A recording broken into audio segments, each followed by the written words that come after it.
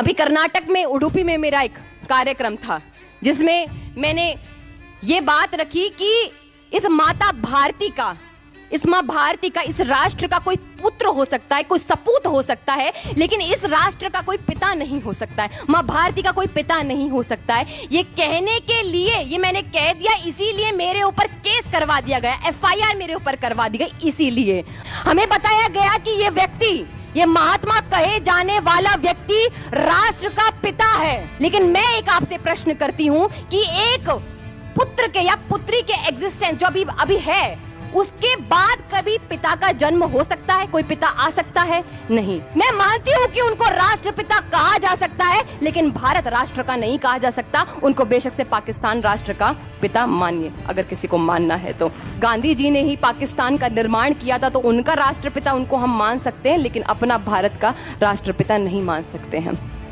क्योंकि हम ऐसे व्यक्ति को राष्ट्रपिता नहीं मान सकते जिन्होंने जीते जी केवल और केवल 20% आबादी के लिए लड़ते रहे और 80% आबादी को उन्होंने यूं ही छोड़ दिया। हम ऐसे व्यक्ति को राष्ट्रपिता नहीं मान सकते हैं जिन्होंने शिवा बावनी पर रोक लगा दी। हमारे छत्रपति शिवाजी महाराज की एक कविता थी जिसको शिवा बावनी कहते हैं।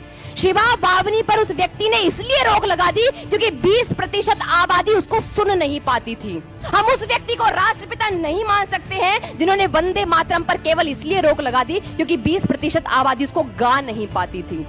हिंदू मुस्लिम एकता के नाम पर उन्होंने कहा कि अब हम हिंदुस्तानी भाषा को लागू करेंगे, और उस हिंदुस्तान, ध्यान से सुनिएगा, और उस हिंदुस्तानी भाषा को लागू करते करते, जिसमें उर्दू ज्यादा और हिंदी कम थी, उस भाषा को लागू करते करते, क्योंकि एकता वाली भाषा बनाई है उन्होंने, तो उन्होंने माता सीता को बेगम सीता कहकर पुकारा और श्री रामचंद्र को उन्होंने बादशाह राम कहकर पुकारा। लेकिन महात्मा जी की जीते जी ये हिम्मत नहीं हुई कि वो मिस्टर जिन्ना को श्रीयुत जिन्ना कहकर पुकारे और मौलाना आजाद को पंडित आजाद कहकर पुकारे, क्योंकि एकता की बात थी तो एकता वहां कहां चली गई।